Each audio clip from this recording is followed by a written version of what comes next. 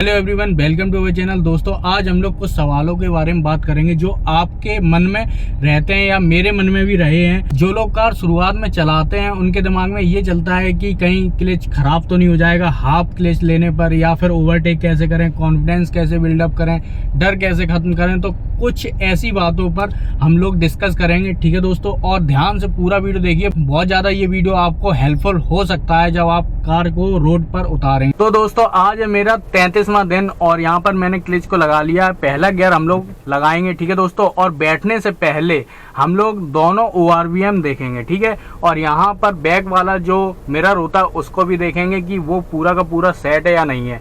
ये सब करने की जरूरत इसलिए पड़ती है क्योंकि जब आप चला रहे हो तो रोड पर किसी भी तरीके की दिक्कत ना हो, बार बार सेट करने की प्रॉब्लम ना हो। तो यहाँ पर गाड़ी को उठाने के लिए हम लोग क्लच को सबसे पहले छोड़ते हैं। अगर ऊपर नीचे उबड़ खाबड़ है, वाइब्रेट हो रही है, तो आप एक्सीलेटर को ले सकते हो, ठीक है। तो यहाँ पर मैं एक्सीलेटर को लूंगा वाइब्रेट होने पर, ठीक है। और ये गाड़ी आपकी आगे बढ़ जाएगी, ठीक है दोस्तों। और धीरे धीरे चलाएंगे। यहाँ पर जैसे ये बहुत ज्यादा खराब रोड है, यहाँ पर पहले गियर पर ही कार को चलाया जाता है, ठीक है। तो यहाँ पर कॉम्बिनेशन को बनाते हुए अभी मेरा क्या है कि पूरा का पूरा क्लच नहीं छूटा है। यहाँ पर मैंने हाफ क्लच पर ले रखा है, ठीक है। हाफ क्लच के बारे में भी बताएंगे कि हाफ क्लच पर गाड़ी चलाने पर क्लच खराब होता है या नहीं होता है, इसके बारे में भी डिस्कस करेंगे। और जब भी आप कार को चलाओगे तो सबसे पहले तो शुरुआत में ये आदत बना लीजिए कि साइड के ORVM जरूर देखने हैं कि पीछे से कौन आ रहा है कौन नहीं आ रहा है।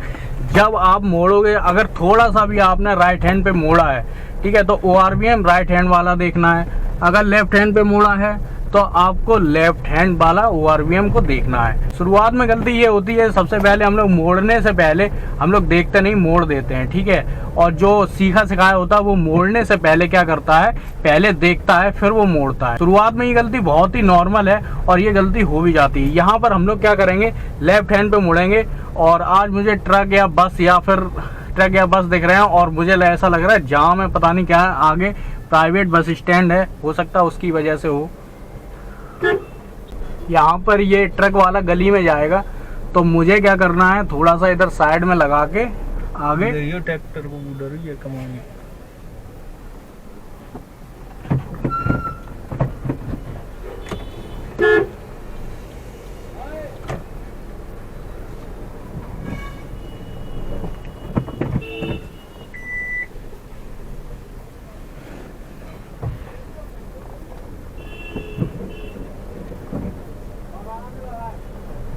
कर दो तुम भोसड़ी घुसे नहीं जा रहे।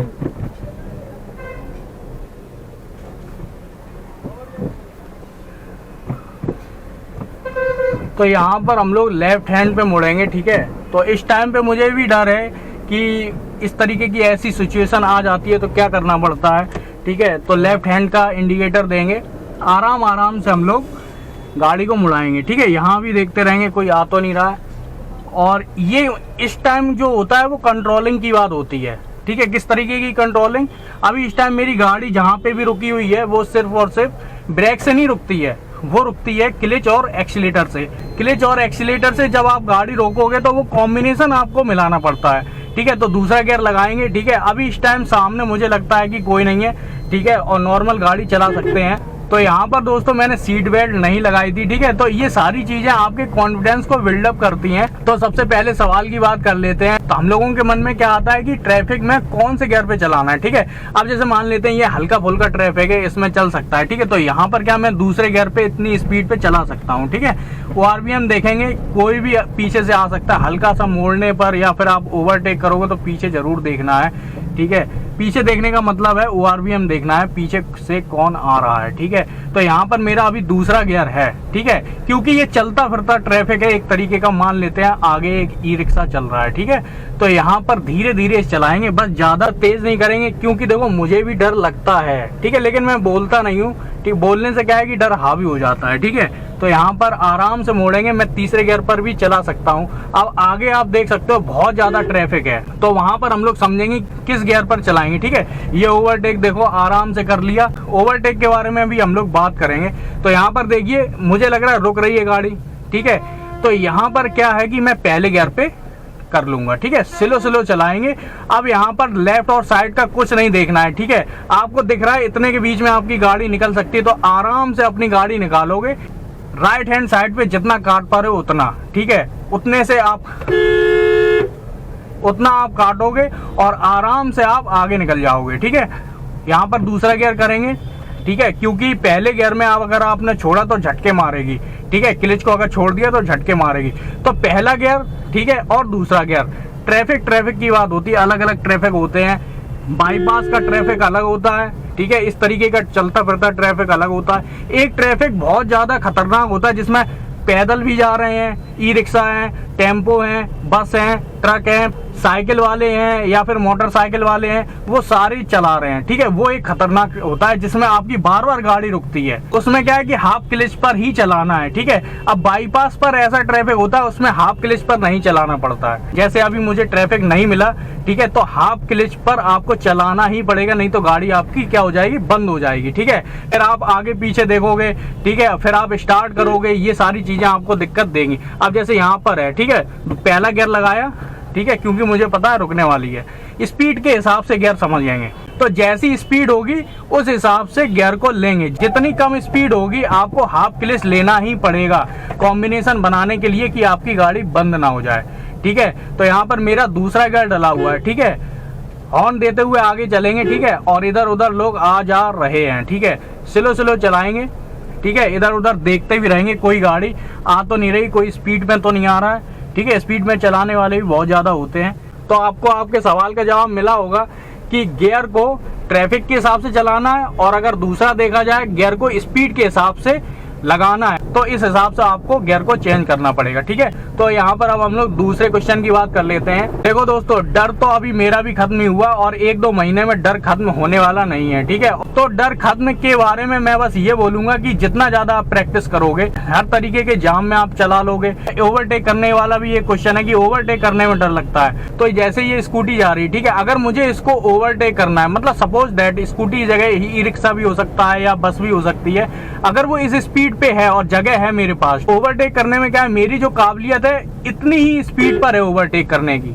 ठीक है, तो यहाँ पर क्या है कि ओवरटेक करने के मामले में क्या है कि स्पीड के हिसाब से अब 2 महीने में स्पीड पर कंट्रोल लाना। जैसे मान लेते हैं मैं 50 की स्पीड पे कंट्रोल कर सकता हूँ गाड़ी को, ठीक है, तो मैं ओवरटेक कर लूंगा। जैसे उदाहरण के लिए मैंने शुरुआत में कार सीखी थी तो 50 की स्पीड पे ही मुझे डर लगता था। ठीक है, लेकिन अब क्या मैं 80 भी चला सकता हूँ। तो कहने का मतलब है कि अगर आपका कंट्रोल 50 की स्पीड पे हो रहा है तो आप 50 वाली को ओवरटेक कर सकते हो। अगर आप अपनी काबिलियत से ज्यादा तेज गाड़ी को ओवरटेक करोगे तो वहां दिक्कत होगी, क्योंकि जब आप तेज चलाओगे ना तो उसमें क्या है कि आप कंट्रोल नहीं कर पाओगे गाड़ी को। ठीक है, आपको स्टीयरिंग बिल्कुल सीधा रखना है। ठीक है, तो यहाँ पर इस तरीके का जो डर खत्म होता है वो समय के साथ खत्म होता है। तीसरा क्वेश्चन है, गियर गलत डल जाता है या फिर ट्रैफिक में गलत डल जाता है, या फिर आपको तेज चला रहे हो, आपको 5वें गियर पे या 4थे गियर पे करनी है और वो पहला गियर डल गया या दूसरा गियर डल गया। ठीक है, तो जब तक आप कंफर्म ना कर लो तब तक आप क्लच को मत छोड़ना, क्योंकि गियर डलता है क्लच को दबाने के बाद। ठीक है, तो क्लच को मत छोड़ना जब तक आप कंफर्म ना कर लो। लेकिन ये प्रैक्टिस का मामला है, जब तक आप प्रैक्टिस नहीं करोगे तब तक आप इसमें माहिर नहीं हो सकते। ठीक है, तो ज्यादा इसमें टाइम लगता है 15 से 20 दिन। ठीक है, सबको समझ में आ जाता है, कभी कभार दिक्कत होती है मुझसे। जब भी गियर गलत डल जाता है तो क्या है कि मैं क्लच को नहीं छोड़ता हूँ, पहले कंफर्म कर लेता हूँ, ठीक है, कि सही डला है या फिर नहीं डला है। स्पीड के हिसाब से गियर डलते ही हैं। ठीक है दोस्तों, चौथा क्वेश्चन है कि कार अगर अच्छे से आपको सीखनी है तो कितना समय लगेगा। कार को सीखने में लगता है 1 साल। ठीक है, किस तरीके से 1 साल लगता है, वो हर मौसम में आप चला लोगे। ठीक है, हर ट्रैफिक में आप चला लोगे। ट्रैफिक का मतलब हर तरीके का ट्रैफिक, बाईपास का ट्रैफिक है, बाजार का ट्रैफिक है, जैसे अभी मैंने आपको रोड पर दिखाया उस तरीके का ट्रैफिक है। ठीक है, हर तरीके के ट्रैफिक में आपने चला ली। मौसम के बारे में जैसे कि सर्दी में चला ली, गर्मी में चला ली, ठीक है, कोहरे में चला ली, अगर इन सभी में आपने अगर चला ली है तो आपकी महारत हासिल हो जाएगी। ठीक है, तो 1 साल में आप सीख पाओगे और डर भी बहुत हद तक कम हो जाएगा। ठीक है, तो यहाँ पर सीधी सी बात है 1 साल लगेगा। ठीक है दोस्तों, और 5वां क्वेश्चन है कि अकेले चलाने में डर लगता है। देखिए दोस्तों, अगर आप किसी के साथ चलाओगे, ठीक है, किसी के साथ चलाने में ये हो जाएगा कि जब तक आप उसके साथ रहोगे तब तक आप हर चीज सीख जाओगे। गियर कैसे लगाना है, हैंड ब्रेक कैसे लगाना है, कॉम्बिनेशन समझ में आ जाएगा। ठीक है, जब तक ये सारी चीजें आप नहीं सीखोगे तब तक आप अकेले मत चलाना। ठीक है, क्योंकि अकेले चलाने में कई गलतियां भी हो सकती हैं। ठीक है, गाड़ी झटके से आगे भी जा सकती है, कहीं आप ब्रेक लगा दोगे एकदम से। तो यहाँ पर अकेले चलाने की बात ऐसी है कि जब भी मौका मिल जाए, ठीक है, ये सारी चीजें आप अगर जान गए तो जब भी मौका मिल जाए तो आप अकेले चलाने को कभी मिस मत करना, अकेले जरूर चलाना जाके, ठीक है। तो ये समझना आपका सौभाग्य है कि आपको अकेले गाड़ी मिल गई, ठीक है। और समझ लेना, क्योंकि अकेले चलाने का भी एक्सपीरियंस अलग होता है और कॉन्फिडेंस भी बिल्डअप होता है, ठीक है। और अकेले चलाने भी चाहिए, ठीक है। 1 से 1.5 महीने के बाद अकेले चलाने लगो, ठीक है। किसी भी हर हालत में आपको चलानी ही पड़ेगी किसी ना किसी एक दिन, ठीक है। तो जब आप अकेले चलाओगे, पहले दिन अगर आप निकल गए ना तो दूसरे दिन भी निकल सकते हो। तो इस तरीके से धीरे धीरे करके एक्सपीरियंस लेते हुए आपका डर भी खत्म होगा। जाम में चलाने में डर लगता है, ठीक है। नेक्स्ट क्वेश्चन है, जाम में जो डर है उसको खत्म करने के लिए भी जाम में ही चलाना पड़ेगा, ठीक है। और किसी को सीधी सी बात है, किसी को शुरुआत में बिठाए रहो, ठीक है। 2-4 बार जाम में निकालोगे तो थोड़ा सा कॉन्फिडेंस बिल्डअप होगा, डर खत्म होगा, ठीक है। इसके बाद आप अकेले भी निकाल सकते हो। तो ये भी एक प्रैक्टिस का मामला है कि आप प्रैक्टिस जितनी ज्यादा करोगे उतना ज्यादा आपको फायदा मिलेगा। ये चीज मेरे साथ हुई है, इसलिए मैं प्रैक्टिस बार बार बोल रहा हूँ। कॉन्फिडेंस नहीं आ रहा है, डर लग रहा है, तो ये भी वही मामला है, कॉन्फिडेंस लीड्स टू नॉलेज, ठीक है। नॉलेज गेन होगी आपको प्रैक्टिस के साथ। आपको कब गियर बदलना है, कब गियर नहीं बदलना है, ये एक नॉलेज है, ठीक है। तो इस नॉलेज को लेने के लिए आपको प्रैक्टिस करनी पड़ेगी बार बार, ठीक है। कोई टोकने वाला होना चाहिए। तो जब आप ये सारी चीजें करोगे तो इससे क्या होगा कि आपके मन में एक कॉन्फिडेंस बिल्डअप होगा, ठीक है। कॉन्फिडेंस आएगा और इस कॉन्फिडेंस के साथ आप कार को आगे चला पाओगे। ओवरटेक करने में दिक्कत होती है, ठीक है। नेक्स्ट क्वेश्चन है, अभी पीछे वीडियो में आपने देखा होगा कि ओवरटेक करने में दिक्कत होती है। देखिए, 2 महीने में अगर आपने 40 किलोमीटर प्रति घंटे की आवर से अगर गाड़ी पर कंट्रोल कर रखा है तो ऐसे समझ लीजिए जब आप ओवरटेक किसी गाड़ी को कर रहे होगे तो उसकी स्पीड 35, 36, 38 होनी चाहिए, ठीक है। क्योंकि आपकी स्पीड क्या है कि 40 पर ही आपकी महारत हासिल है, ठीक है। धीरे धीरे 6 महीने बीत जाएंगे, धीरे धीरे जैसे 6 महीने बीत गए, ठीक है, तो आप 100 किलोमीटर प्रति घंटे की आवर से चलाओगे तो आप ट्रक को, फास्ट कार को भी ओवरटेक करोगे।